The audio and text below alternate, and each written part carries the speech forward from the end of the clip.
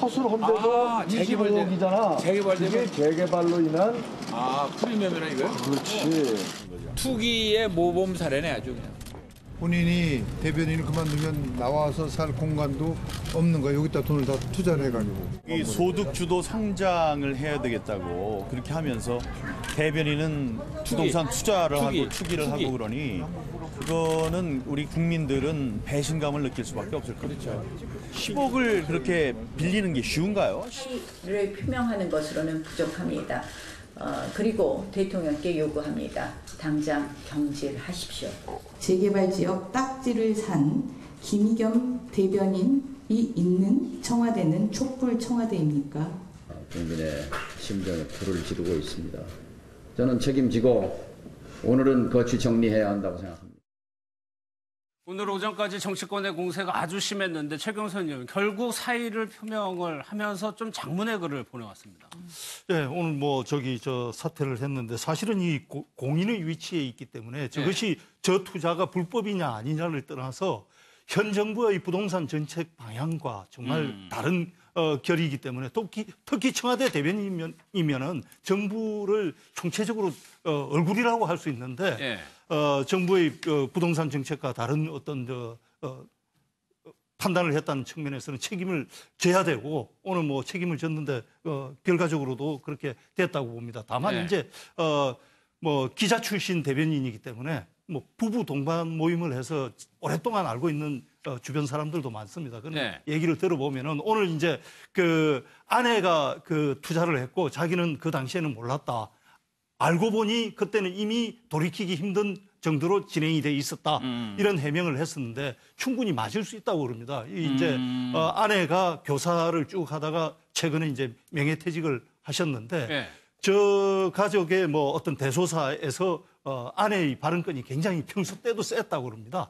그래서 이제 아마 저는 재테크 관련된 문제에서도 김의겸 대변인이 바깥 일로 굉장히 바쁠 동안에 아내가 굉장히 주도적으로 저런 선택을 할 수 있었다.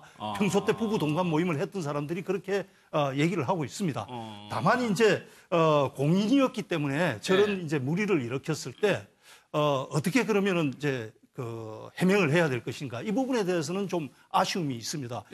오늘도 저 투자 행위에 대해서는 사과라든지 유감이라든지 직접적인 표현이 전혀 없었습니다. 그렇죠. 어제도 그렇고. 그래서 이것이 개인적인 자연인일 때는 저런 투자를 할 수 있었는지 모르지만 청와대 대변인이라는 무거운 어떤 공직에 있었을 때 저런 파문이 일어났다면 그 행위 자체에 대해서도 진솔하게 어떤 유감이나 사과를 표명하는 게 맞지 않았나 이런 생각이 듭니다. 그러니까 그 부분에 대해서 자연인이 아니고 청와대 대변인이기 때문에 본인에 의한 그 부담이 청와대하고 정부 여당으로 갈 수 있기 때문에 그 부분에 대해서는 좀 언급을 할 만도 했는데 없었어요. 네, 아까 말씀하신 것처럼 전혀 이제 이 투자 자체에 대한 이야기는 하지 않았습니다. 거기에 대한 그걸로 인해서 상처받았을 어떤 국민들이나 이런 사람들에 대한 어떤 유감의 표시는 전혀 없어서 그런 점이 또 아쉬웠고요.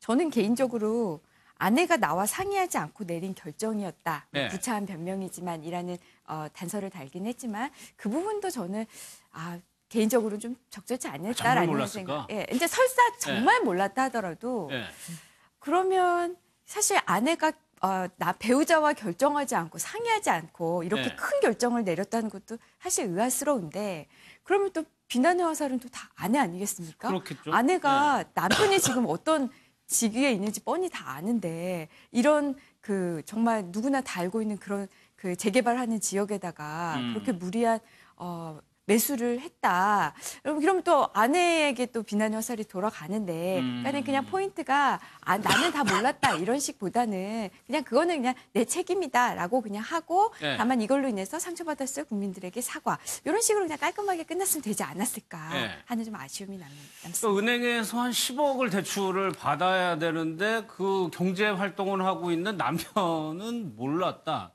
글쎄 이게 상식적으로 얼마나 좀 이해를 하실지는 잘 모르겠어요.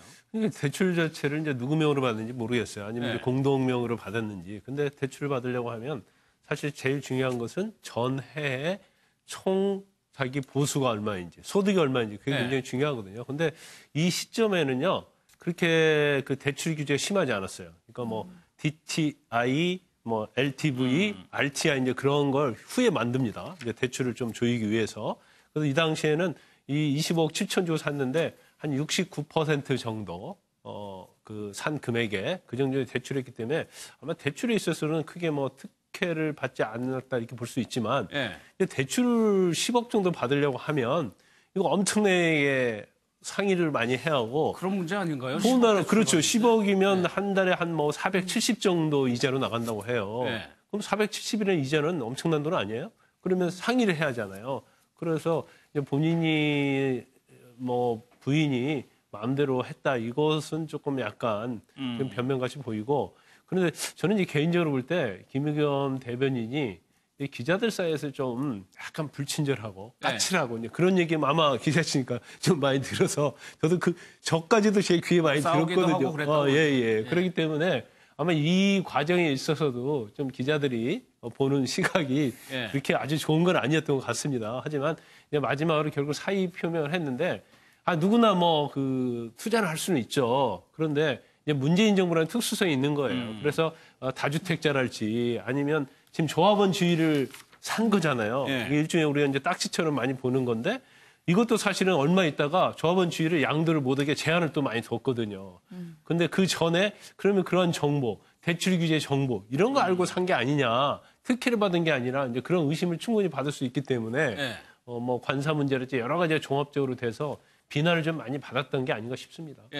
계속해서 좀 더 말씀드리면 사실 법에 보면 일상가사 대리라 그래서 보통 부부지간에는 어떤 일을 할 때 그게 가족을 위한 일이라고 보면 그냥 보통 대리권을 인정할 만큼 법도 부부지간 관계에 있어의 어떤 재산 관계에 대해서는 다 인정을 하고 있는 건데 경제공동체. 경제공동체를 인정하고 있고 사실 저기 10억을 빌렸을 때 보통은 어떻게 사는가 하면 집의 소유 명의를 먼저 이렇게 A라는 사람이 명의로 하고 그 명의를 받기 전에 10억을 빌리고 다시 그 명의를 받고 난 다음에 은행이 저당권을 설정하는 그런 부분인데 만약에 저 집이 김의겸 대변인의 이름으로 안 되어 있으면 몰라도 적어도 김의겸 대변인 이름으로 되어 있다면 당연히 김의겸 대변인은 그런 사실을 알았을 것이고 사실 뭐 다 알고 계시지만 옥인동이라는 곳에서 전세를 살고 계셨거든요. 그런데 옥인동은 굉장히 이렇게 청와대와 좀 가까운 지역이고 저희들이 이제 청와대 관사라고 말하는 걸 그냥 속칭 저희들끼리는 대경 빌딩 이렇게 이야기를 해요. 뭐 대통령 경호실 이제 뭐 어떤 그 빌라 형식으로 만들어져 있는데 저기에 이제 전체가 이사를 들어가시고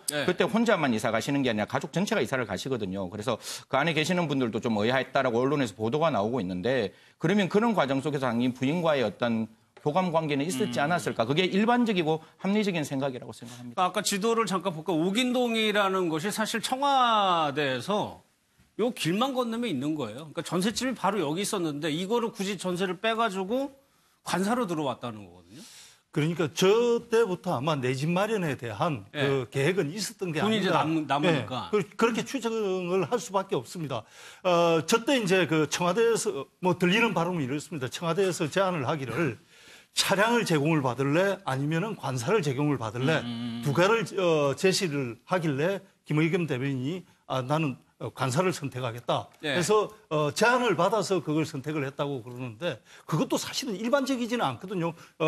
쭉 이전 사람들이 근무했던 행태를 보면은 지방에서 올라온 사람들이라든지 정말 가깝게 대통령에게 이제 빨리 보고를 해야 된다든지 자주 보고를 해야 된다든지 물론 뭐 청와대 대변인도 빨리 자주 보고를 해야 되는 사람이긴 하지만 전임자들과 봤을 때는 저렇게 가까운데 전셋집이 있었으면 그대로 유지할 법도 한데 관례를 깨고 이동했다는 것은 조금 그때부터 집을 마련할 그 어떤 의사는 있었던 것 같은데 다만 그 김의겸 전 대변인이 이제 해명하는 바로 내가 알았을 때는 이미 되돌릴 수 없는 지경이었다. 이 말이 그럴 수는 있죠. 예를 들어서 부인이 먼저 그때 충분한 현금이 있었기 때문에 먼저 가서 가족을 통해서 친인척이 중개업소를 하고 있다니까 너무 좋은 물건이 나왔다 해서 급하게 매매 계약을 체결하고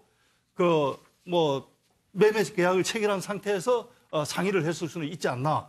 굳이 저 해명을 받아들인다면 이렇게까지는 생각할 수 있을 것 같습니다. 그럼 김광현 선생님, 이 관사라는 것이 사실 박수현 전 대변인 집이 이제 충청도에 있으니까는 안 되니까 그래서 관사를 마련해 준 건데 이렇게 이용이 될 수도 있단 말이에요. 근데 이제 청와대는요, 그 행정관들이 특히 많아요. 그 집안에서 올라온 행정관들이 많아요. 그래서 그 행정관들은 굉장히 관사를 필요로 하죠. 왜냐하면 지방에서 이제 정치 활동을 하든지 뭘 하든지 집이 원래 지방에 있기 때문에 올라오면 사실 있을 데가 없고 또 서울의 어떤 전셋값이 엄청 비싸잖아요. 네. 뭐 월세도 비싸요. 그렇기 때문에 이제 관세에 다 들어가고 싶어서 줄을 서 있다는 거죠. 그럼에도 불구하고 본인이 이렇게 관세가 또 그러면 또 1인당 관세 하나 주는 게 아니고 같이 있는 거거든요. 평소에 따라서.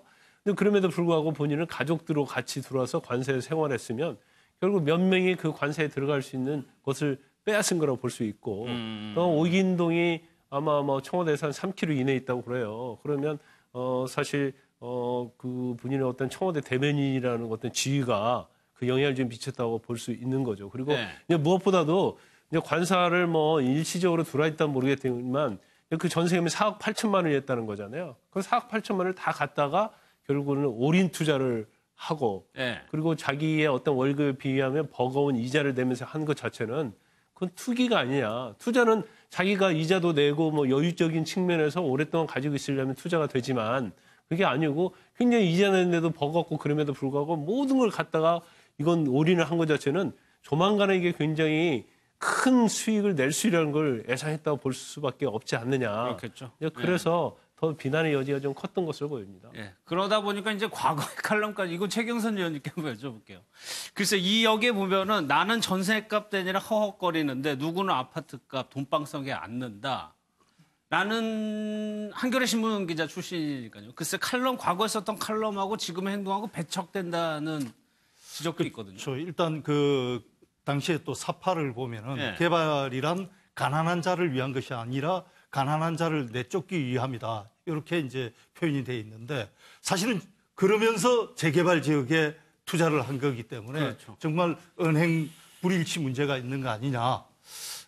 여하튼 저는 김의겸 대변인 평소 때 별로 농담도 잘 못하고 굉장히 진지한 스타일인데 그래서 이제 은행 불일치가 생기면 더 평소 때 이렇게 가볍게 말하는 사람이 아니고 진중하게 말하는 사람이 은행 불일치가 일어나는 데 대해서 더 이제 당황하게 되는데 오늘 사태의 변을 얘기하면서도 오늘 사태의 변을 얘기할 때는 나름대로는 농담이라고 하나를 던졌는데 그것도 대단히 부적절했어요. 뭐냐면은 이제 25억 원을 주고 샀는데 이것이 이제 그 언론에 35억 원이 됐다든지 시세 차익이 많이 생겼다고 보도가 되니까 그러면 그렇게 35억 원이나 40억 주고 살 사람이 있으면 나를 소개시켜달라. 당장 팔고 내가 그 차익을 가지고 여러분들 술 한 잔 사겠다. 이렇게 말을 해놓고는 이건 농담이었습니다. 이렇게 얘기했는데 평소 때 농담을 잘 못하는 사람이 이런 자리에서 이런 농담을 하니까 더 사실은 좀 어색하고